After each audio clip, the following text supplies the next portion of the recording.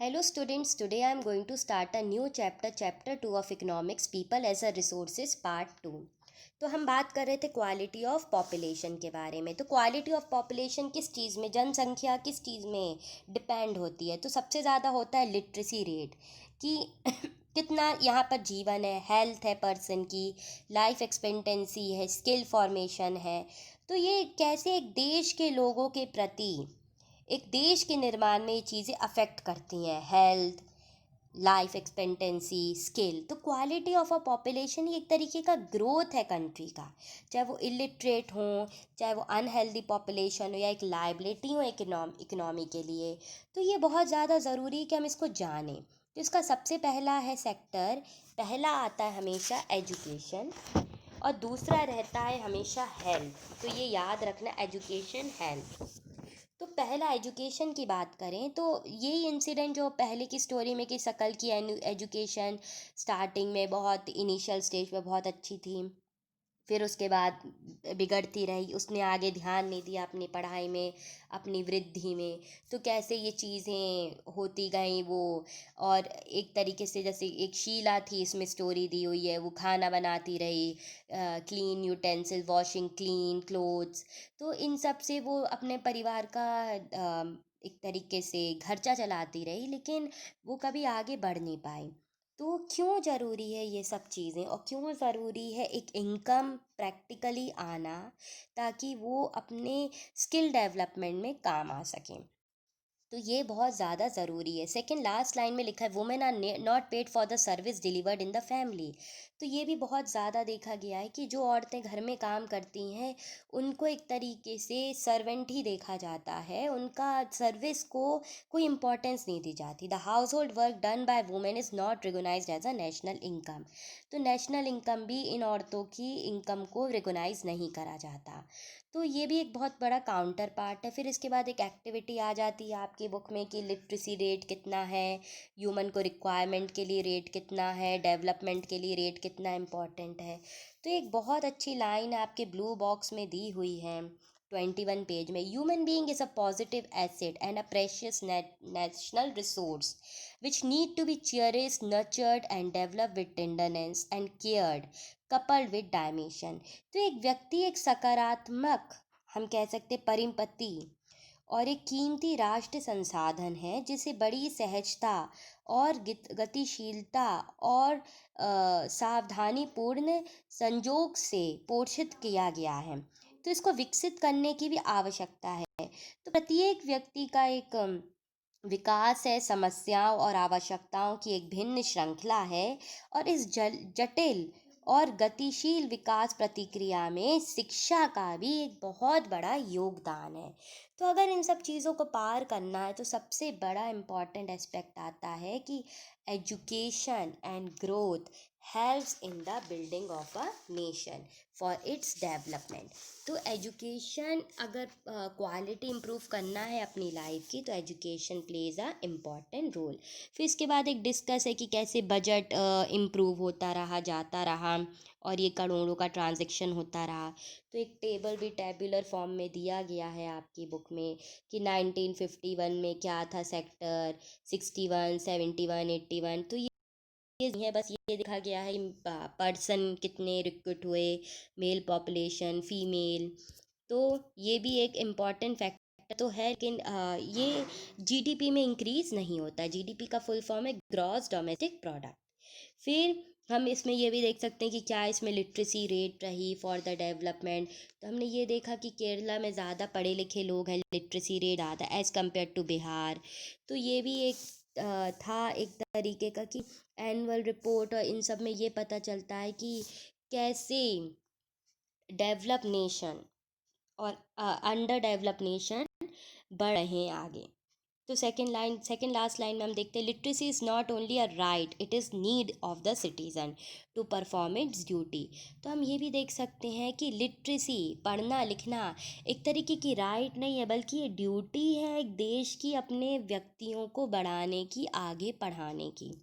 फिर अगर देखे जाए कि literacy among males in nearly 16.6% higher than the female and 16.61 higher in urban area rural area. तो अर्बन होते हैं शहरी जगह, रूरल होती है गांव की जगह। और 94% या केरला में, 62% बिहार में, जो कि कम है 2011 का रेशियो। तो ये भी एक तरीके से है कि पुअर क्वालिटी स्कूलिंग है, ड्रॉप आउट रेट्स बहुत ज़्यादा हैं। इसके लिए गवर्नमेंट ने एक स्कीम चलाई है, सर्व शिक्षा अभियान। और ये एक तरीके का फॉरवर्ड स्टेप है, सर्व शिक्षा अभियान, ताकि लोग एलिमेंट्री स्कूल जाएं, बच्चे पढ़ें, 6 से 14 की आयु के बच्चे स्कूल जाएं। 2010 तक ये प्रतिक्रिया आगे बढ़ती रही। तो ये एक टाइम बाउंड इनिशिएटिव है, चाहे वो सेंट्रल गवर्नमेंट का हो, प्राथमिक शिक्षा का, या एक कम्युनिटी का है, गोल हो। तो along with it, bridge cross and back to school camps have been initiated to increase the enrollment in elementary education। तो हम देख सकते कि प्राथमिक शिक्षा का और ज़्यादा नामांकन बढ़ा है, स्कूल में बच्चे लौटे हैं, बच्चों की उपस्थिति बढ़ रही है, और बच्चों को खाने पीना भी दिया जा रहा है, दोपहर का भोजन दिया जा रहा है, mid day meal, book copies दी जा रही हैं। क्यों? ताकि बच्चे पढ़ सकें, शिक्षा प्राप्त कर सकें, जो कि उनका एक मूल्य अधिकार है। तो यही है ग्रॉस डोमेन की कैसे एक स्ट्रेटजी फोकस की जाए क्वालिटी एडॉप्टेशन की, वोकेशनल नेटवर्किंग की, और कैसे एक डेवलपमेंट किया जाए, एक इंफ्रास्ट्रक्चर बनाया जाए, ताकि एजुकेशन गांव-गांव तक फैले और बड़े घरों से लेके छोटे घरों के बच्चों तक प्राथमिकता मिले, क्योंकि हर बच्चा देश का नागरिक है। सेकंड इम्पॉर्टेंट चीज़ देखते हैं, हेल्थ केयर। तो हेल्थ केयर में ये एक बहुत अच्छा डायग्राम है कि देखो, बच्चे का वेट नापा जा पा रहा है, क्योंकि हमारे यहाँ पर कुपोषित बच्चे होते हैं। बच्चों को खाने पीने का पौष्टिक आहार सही उपलब्ध नहीं होता है। तो ये भी एक एक्टिविटी, लेट स्टूडेंट डिस्कस कि कितनी इलनेस है, कौन ज़्यादा बीमार रहता है, किसकी कितनी हाइट है, कितनी हेल्थ है। तो अगर हम बात करें हेल्थ की, तो ये बहुत इम्पॉर्टेंट सेक्टर है for the improvement of a nation, for the development of infrastructure. क्योंकि देखो, कोई भी चीज़ हो, किसी भी व्यक्ति का स्वास्थ्य उसकी क्षमताओं को और उसकी बीमारियां बताने में एक योगदान देता है। तो स्वास्थ्य एक तरीके से एक पॉपुलेशन की प्रायोरिटी है कि किस तरीके के लोग हैं। ऐसा तो नहीं है कि अनन्यूट्रिशनल लोग हों, डेवलपमेंट नहीं हो इन लोगों में। तो ये भी एक बहुत बड़ा इम्पॉर्टेंट एस्पेक्ट हो जाता है कि आपका डेवलपमेंट आपका किस तरीके से हो रहा है, आपको प्राथमिकता दी जा रही है कि नहीं, और आप अच्छे से खान पान में अपनी मेजरमेंट बढ़ा रहे हो कि नहीं है। तो ये एक इम्पॉर्टेंट फैक्टर है, जिसको पीपल एज अ रिसोर्स में ये एक बहुत बड़ा इम्पॉर्टेंट एक प्रॉस्पेक्टिव आता है। फिर पहले हमने बात करी एजुकेशन की, दूसरी हेल्थ की, अब हम बात करेंगे बेरोजगारी। अनएम्प्लॉयमेंट एक बहुत बड़ी समस्या है, और हमारे यहाँ दो तरीके का एम्प्लॉयमेंट है। अनएम्प्लॉयमेंट एक है सीजनल, एक है डिस्कस्ड अनएम्प्लॉयमेंट। तो बेरोजगारी एक समय मतलब थी, पर अब बहुत ज़्यादा हो गई है। मजदूरी कर रहा है आदमी, पैसा नहीं मिल रहा है, रोजगार नहीं मिल रहा, पर डे की इनकम से काम हो रहा है, घर में बहुत सारे लोग हैं और कमाने वाले लोग बहुत कम हैं। तो अगर हम बात करें सीजनल अनएम्प्लॉयमेंट की, सीजनल मतलब कुछ महीनों का काम, तो ये एक तरीके के मौसमी बेरोजगारी है। जब लोग अपने कुछ महीने रोजगार प्राप्त करते हैं और कुछ महीने वो खाली बैठे रहते हैं, जैसे कि अगर कटाई हो रही है तो इन समय इनको काम मिल जाता है, बाकी समय इनको कभी काम नहीं मिलता। तो और उन्हीं समय के इनको पैसे मिलते हैं। तो ये भी एक बहुत बड़ा एक नेगेटिव पॉइंट है कि सीजनल एम्प्लॉयमेंट में पीपल डिपेंडेंट है सिर्फ एग्रीकल्चर में, वो प्रॉब्लम फेस करते हैं। और एक दूसरा होता है डिसगस्ड एम्प्लॉयमेंट। डिसगस्ड एम्प्लॉयमेंट होता है कि जब काम नहीं है और लोग खाली बैठे हैं, लोग करना भी चाहते हैं काम, पर उनको काम मिल नहीं रहा है। तो अनएम्प्लॉयमेंट बहुत ज़्यादा बड़ी समस्या हो गई है इस देश की।